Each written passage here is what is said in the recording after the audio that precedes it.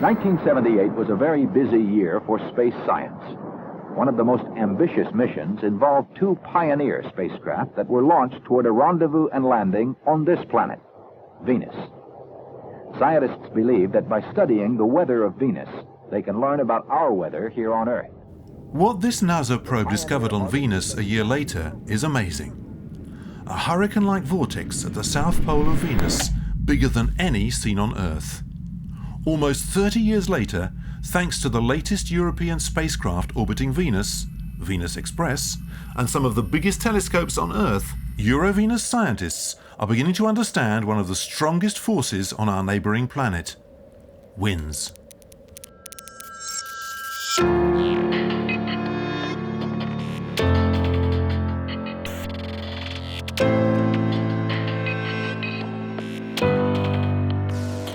Il est 5h30 du matin. On a fait le tour de la planète pour venir jusqu'ici. Il fait jour en Europe, il fait nuit ici. Et Vénus vient de se lever derrière nous. C'est une planète difficile à observer parce qu'elle est toujours, malgré sa brillance, à proximité du Soleil. Et très peu d'observatoires permettent cette observation de jour. Et nous avons cette chance inouïe d'avoir à notre disposition l'outil exceptionnel qu'est le télescope Canada-France-Hawaï, qui nous permet à la fois de mesurer les vents sur Vénus, mais aussi de l'observer de jour. Et donc nous sommes dans cette situation à quelques heures de la mise en service du télescope.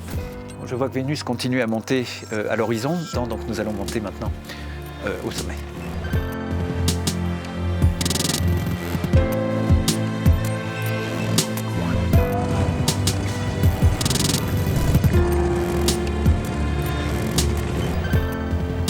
Pouvoir aller en voiture à 4200 mètres d'altitude au centre du Pacifique, sous un ciel d'une pureté absolument cristalline, c'est une expérience extraordinaire. Et tous les astronomes qui ont observé depuis une quarantaine d'années, disons, dans ces très très grands observatoires situés au sommet du Mauna Kea, ressentent cette incroyable sensation d'être posé au centre du Pacifique sur un volcan qui fait au total 11 000 mètres de haut entre le bassin du Pacifique et le sommet du Mauna Kea. Et cette sensation de tutoyer le ciel et d'être au ras de cet univers qui nous entoure dans des conditions exceptionnelles.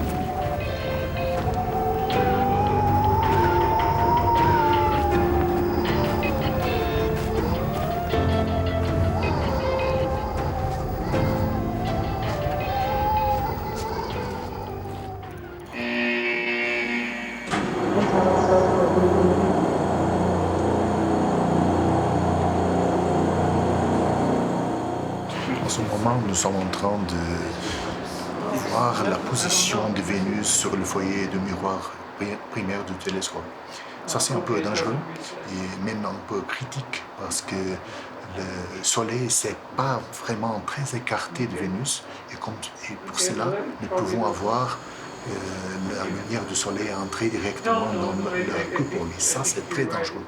Pour cela, nous avons beaucoup de sécurité. Nous avons là-haut, dans la coupole, les Sun Watchers. Alors, nous avons 2 personnes qui sont tout le temps à voir s'il y a des lumières directes ou réfléchies qui peuvent abîmer ou être si près du miroir.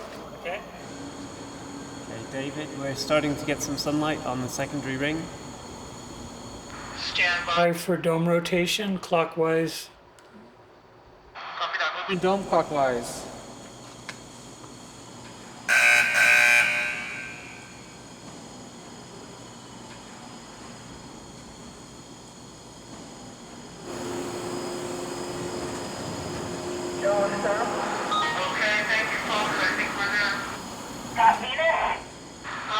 I don't have a picture of it yet, but we're in good position.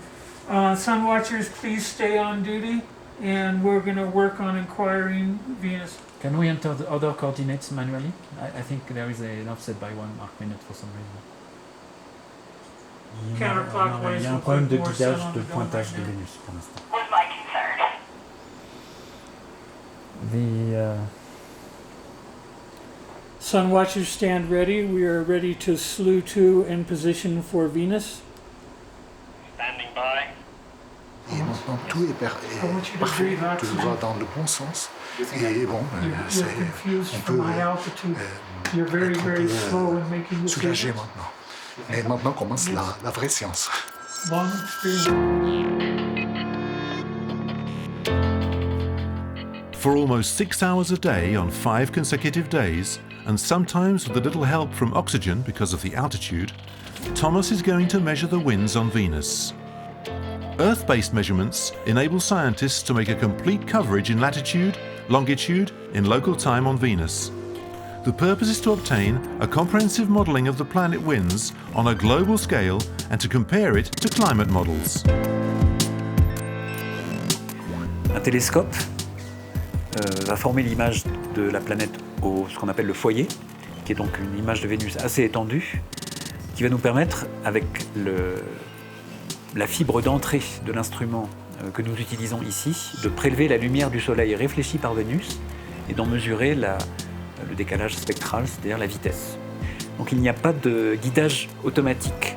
Donc tout ce travail est fait manuellement par l'astronome qui va utiliser une sorte de maquette de Vénus plaquée sur la planète, comme vous avez vu tout à l'heure, et qui va nous permettre de se positionner en différents points de la surface. Alors c'est très important, pourquoi ? Parce que les vents ne sont évidemment pas les mêmes à l'équateur, dans les régions tropicales, le matin, le soir, sur Vénus, exactement comme sur Terre. Et donc on va avoir une climatologie de ces vents, et il va donc être nécessaire d'acquérir des séries de ces mesures en différents points, et nous sommes le seul endroit à faire ces mesures sur Terre.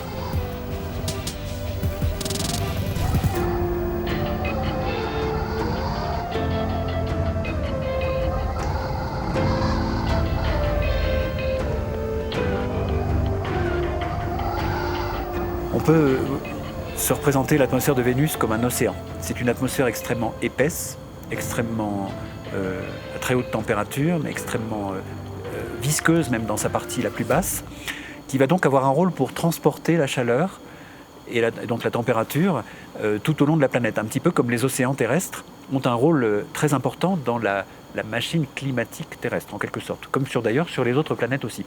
Donc étudier les vents, ça permet d'étudier la distribution de la chaleur qui est donc apportée par le Soleil pour faire fonctionner la machinerie climatique, disons, de la planète.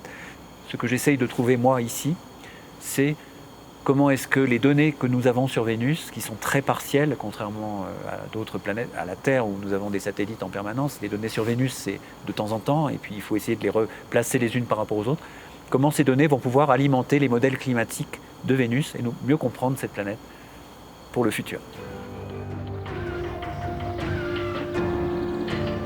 Almost 12,000 kilometers away from Hawaii, another kind of work is being done at the Paris Observatory.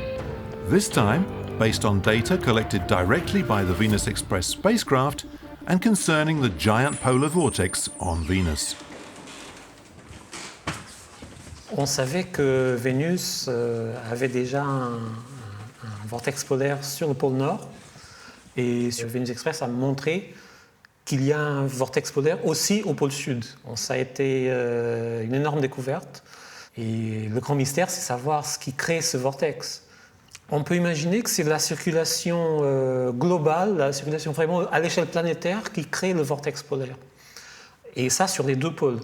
Vénus a une circulation très symétrique où il y a un vent qui se déclenche vers l'équateur, qui remonte et puis qui redescend près des pôles. Et c'est cette structure du vent qui va produire des mouvements d'air qui vont créer les vortex. Et ce qui est extraordinaire pour cette structure, c'est qu'elle change tout le temps. Elle change d'un jour à l'autre. La forme du vortex change. Et c'est quelque chose qu'on n'arrive pas encore à comprendre, ce qui produit ce changement continu d'une structure d'aussi grande taille. Il fait environ 3500 km de diamètre. Il est aussi grand que l'Australie, par exemple, et il est centré sur le pôle Nord et sur le pôle Sud. Donc le vortex polaire vénusien est vraiment un ouragan qui ne s'arrête jamais. Il est toujours là en permanence et il est justement créé par le réchauffement par le Soleil. The Sun. This is where the Venus atmosphere gets its incredible energy, triggering the strongest winds in the inner solar system. From Hawaii to Paris, and from Oxford to Lisbon, Euro-Venus scientists are convinced that understanding them is a key to unlocking the mysteries of our twin planets.